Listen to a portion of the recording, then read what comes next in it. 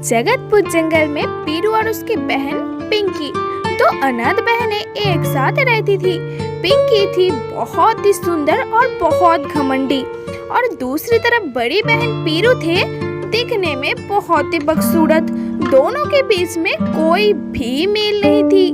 बहन तो घर बैठ के रूप चर्चा कर रही है और मैं पूरे दिन काम करती रहती हूँ। घर के काम भी मुझे करना पड़ता है, फिर खेत का काम भी मुझे करना पड़ता है, तो थोड़े टमाटर खेत की देखभाल तो कर सकती है ना। ये लो, आ गया टूटा हुआ एक सीढ़ी। मैं तो शांति से बैठ के थोड़ी मेकअप भी नहीं कर पाती हूँ। क्यों रे दीदी, मैं रूप चर्चा नहीं करूँ तो क्या तू करेगी? तू तो दिखने में इतनी बदसूरत है, तेरा रूप चर्चा करके क्या होगा रे? और मैं क्यों खेत का काम करूँ रे? क्यों नहीं करेगी बहन? अगर हम दोनों एक साथ मिलकर टमाटर खेती करती हो तो बहुत अच्छी फलन होगी बहन। तू तो कोई काम भी ठीक से नहीं करती बहन, पूरे दिन सिर्फ मेकअप भी करती रहती है और मैं अकेला ही सब कुछ करती रहती हूँ। वाह दीदी वाह, मैं कोई काम नहीं करती, ऐसी बात तूने कैसे कह रही है? तब दीदी सुन, मैं तेरे साथ और टमाटर खेती नहीं करूँगी। तू मेरी सारी जमीन मुझे दे दे, मैं अकेला ही टमाटर खेती करूँगी। बहन तू ये क्या बातें कर रही है? मैं तो तुझे इस तरह कुछ नहीं कहा और अलग से खेती करने के लिए भी नहीं कहा, सिर्फ कहा कि मेरे साथ थोड़े काम करने के लिए। सुन दीदी, ऐसी नाटक और मत कर, रोज रोज तेरी ये बकवास में और नहीं सुनने वाली। मैंने जो कहा है वो कर। ऐसी बातें सुनकर पीरू बहुत उदास हो जाती है, पर पिंकी को कुछ भी नहीं कहती है पीरू।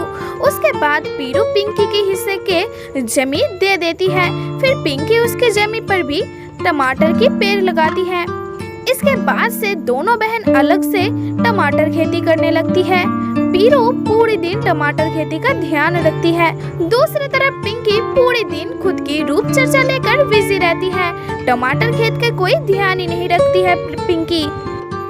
क्या रे बहन, तो फिर से मेकअप करने लगी है? खूब तो जमी लिया है, कब जमी में पेड़ लगा कर आई है, उसके बाद से तो और जमी पे भी नहीं गई। कुछ दिन बाद ही टमाटर उगेगा, अब तो थोड़ी अच्छे से ध्यान रख टमाटर खेती का। अच्छा दीदी, मुझको लेकर तुझे इतनी तकलीफ क्यों है रे दीदी? मुझे अच्छे फलन मिले या ना मिले, इससे तुझे क्या मतलब? जा बोल रही हूँ, यहाँ से चला जा। ये बात कहकर पिंकी पीरू को बहुत अपमान करती है और वहाँ से भगा देता है। और पिंकी मन ही मन सोचने लगती है, दीदी क्यों इतनी बेवकूफ है? क्या पता टमाटर खेती करने के लिए भला क्या मेहनत करनी पड़ती है। तू कर मेहनत ज्यादा, देखना तुझसे मेरी फसल ही अच्छी होगी।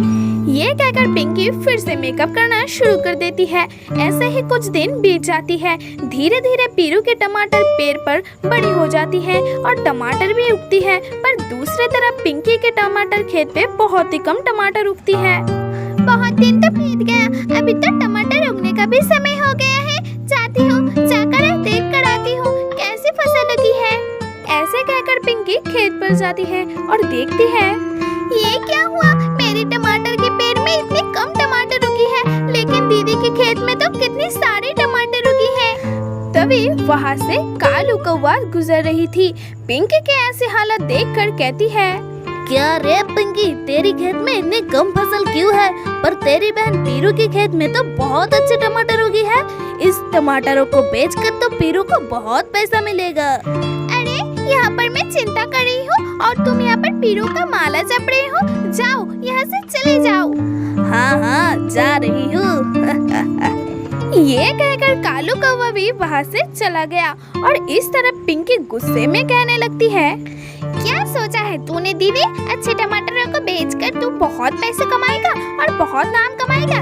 ये मैं बिल्कुल होने नहीं दूंगी। अब तो देख मैं क्या करती हूँ। फिर पिंकी गुस्से से पीरू की खेत का सारे टमाटरों को पीट कर तोड़ने लगती है।